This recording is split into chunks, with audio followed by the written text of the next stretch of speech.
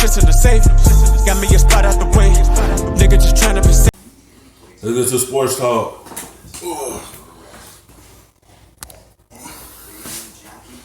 Why? Super skinny.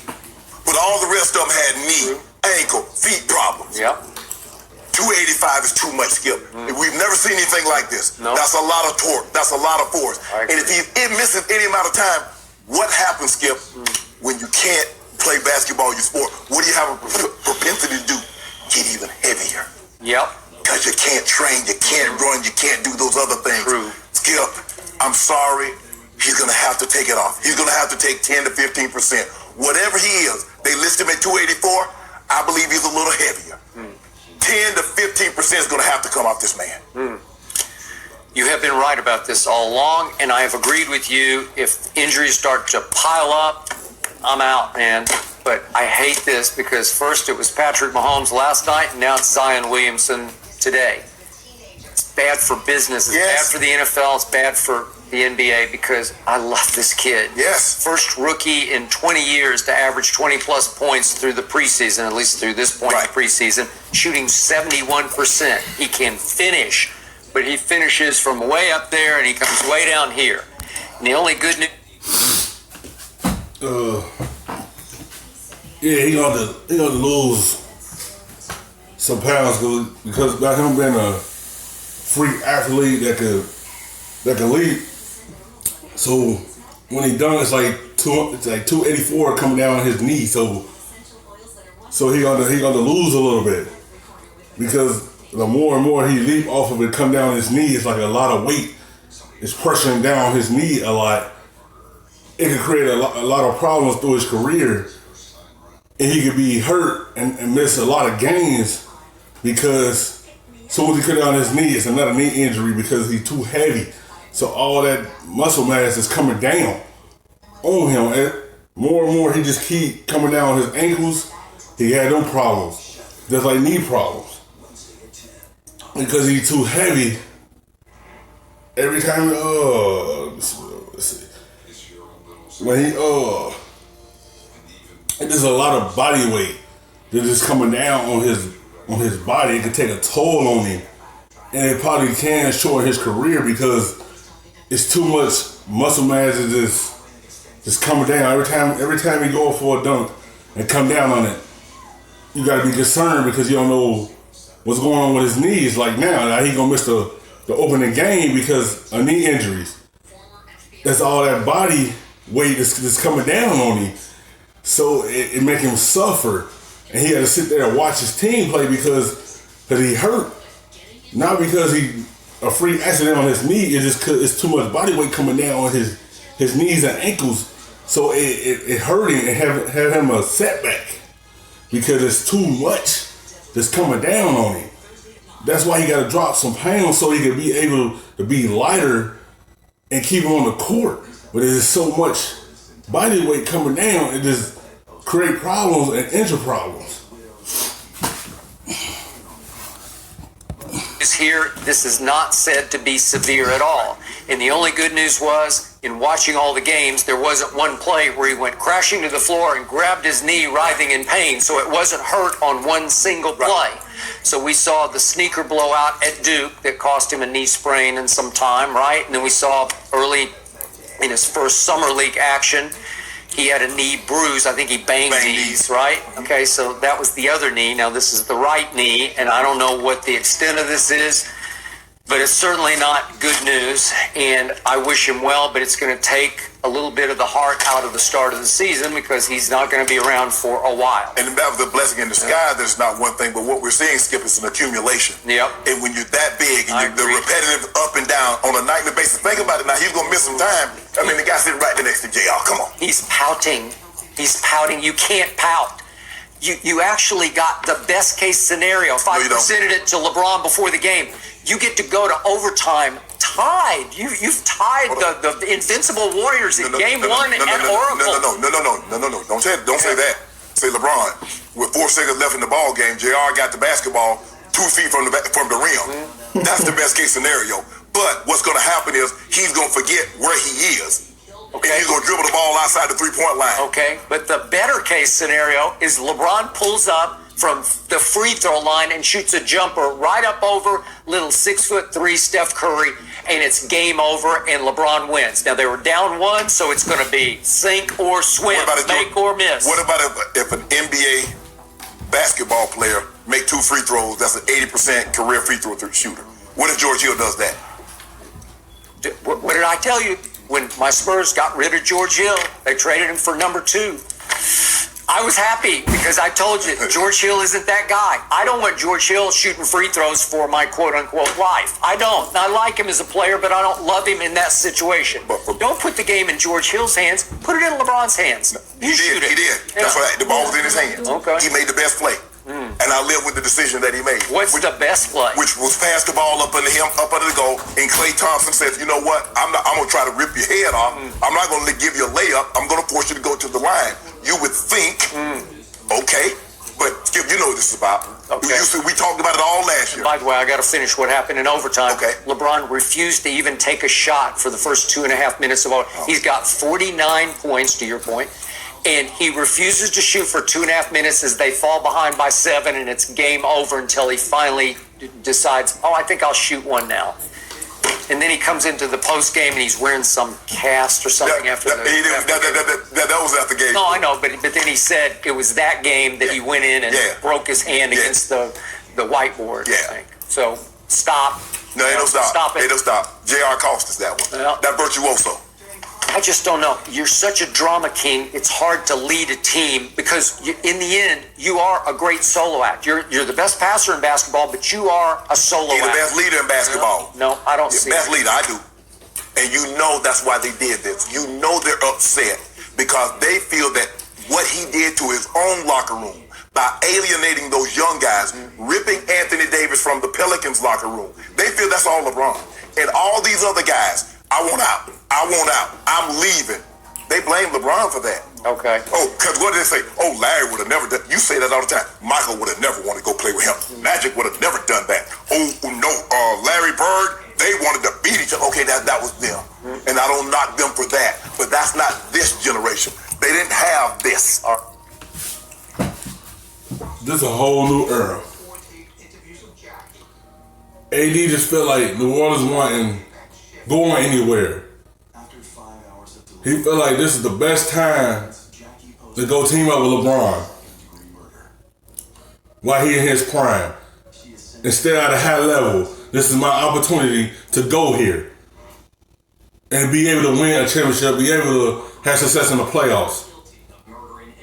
New Orleans ain't do too much to put around him. That's the only reason he left, because he felt like it wasn't nothing there for him. And the only person he had was Drew Holiday. Other than that, everybody else, he ain't had nobody to help him get through the playoffs. They made it to a second round and lost. It's like he ain't had nobody there. It's a new era. They don't make LeBron not a leader. Y'all think he the one that made AD come there? No, AD is a grown man that made his decision to go there. He ain't say, AD come with me and play in LA with me. AD made that decision himself. So people think he not a leader because they think he the one that pulled AD from there. No, AD saw an opportunity and he took that opportunity there. It's a difference. You can't do that because LeBron know the consequences if he would have did that. AD made that opportunity because he seen a big one right there and he didn't want to make that move and stay there. It wasn't nothing there for him, so he took his talent to LA, the team of LeBron, while LeBron is still playing at a high level.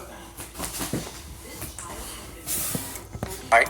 So I hate to go completely historical here, but I can't even begin to put LeBron in the leadership stratosphere with Magic Johnson or Larry Bird or Tim Duncan, who I think was one of the most underrated leaders ever. He was the quiet, stoic leader. What you think Magic was like? You don't think Magic probably went to Dr. Buss and get him up out here and get me somebody that I can play with? Okay, that's fine. Okay. I told you I don't have any problem with that. So Magic goes to Dr. Bus.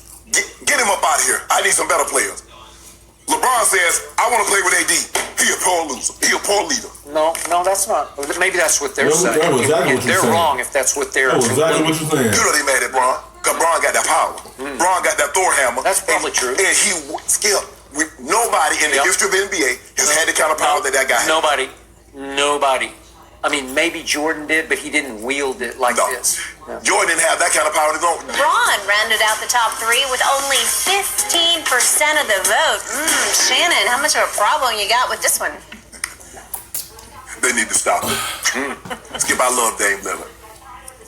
I think the world of him. I think he's a superstar. I thought he was a superstar before he got the credit that he deserved. Because you watch him play, you understand he can do it all. Can dribble, can shoot, take you off the bounce. Everything. And I think he's genuinely a good guy. I really do think he's genuinely a good guy. But they need to stop this. You know, DJ. Come on, man. LeBron is one of the best leaders. That's why people want to team up with him. He made everybody around him better.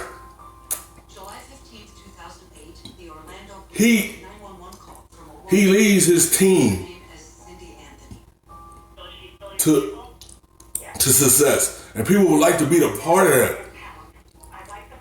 You ain't got nobody that's ball hogging a basketball. He looking to get you open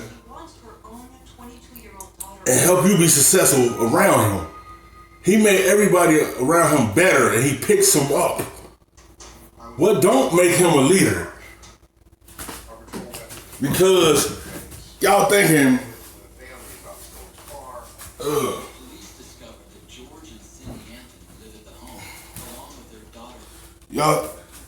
Y'all thinking because AD went there and y'all think he had something to do with it. He ain't had nothing to do with that. You can't tell a grown man to come here. He chose to come here because LeBron is a leader. He will evolve your game and will allow you to be yourself. He was I need the basketball. He will make you better around him. Anybody that's around him become better players. That's leadership right there. He's not a selfish player. And he do things off the court. That's leadership right there.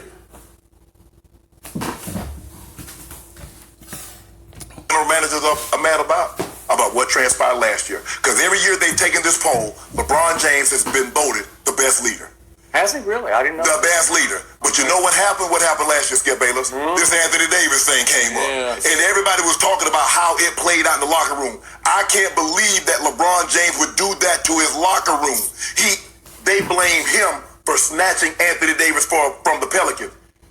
How? Anthony Davis could have said no. But see what happens anytime LeBron is involved with something, they automatically assume LeBron is an agent of Clutch. Rich Paul is also Anthony Davis' agent. They try to put two and two together. Oh, this is what happened. No. So you think their premise is that he alienated all those kids in the locker room who are now playing for your team? Yes. And what are we seeing, Skip? We see that LeBron James, before, free agents didn't move like this. LeBron James empowered free agents to say, you know what? I want out. Leave. Demand a trade. Request a trade. And GMs don't like that. See, LeBron forces GM to keep every year. We're going for it every year. Ain't no rebuilding. Ain't no, hey, it's a process. There is none of that if LeBron James is on your roster. And GMs don't like that. Now, Dame Lillard said, you know what? I'm happy here. If somebody want to come join, link up with me, I'm good. That's fine. GMs like to hear that. See, GMs like to hear guys say I'm loyal to the soil. Because now they got no problem trading you and we making the team better. We like this move. We felt it can make the team better. But the moment a player says, I want to get up out of here because I want to go somewhere else because I want to, win and be better, that's a problem. That's what this is all about. It's hard for me to believe a leader. All of a sudden, LeBron is not the leader. Has been voted the best leader for the last 8, 9, 10 years. Goes to finals, 4 straight finals in Miami. Comes back, goes again. And now all of a sudden, this is all about the Anthony Davis trade. This is all about the power that the free agents now requesting trades, and some of these guys says, I want out even before my contract's up. These general managers are upset about that. Dame is a good guy. This is not a shot at Dame, but I'm just telling you what these GMs are upset about, and this is why they docked LeBron. You do make some very good points on this. So I'm going to go bigger picture here. If in fact a poll got taken of all NBA players, who's the most popular player among you guys in this league? Among the players, I think LeBron would win it. Yeah. I do believe that. Yeah. You cover the league. Maybe There's a tremendous level of respect for him. And I think there's a tremendous level of just likability because he goes out of his way to fraternize with the opposition, which is the opposite of Michael Jordan, because a lot of guys despise Michael Jordan, but they feared him. Right. But in this case, LeBron just goes out of his way to know everybody, to compliment everybody. Kids coming up, he wants to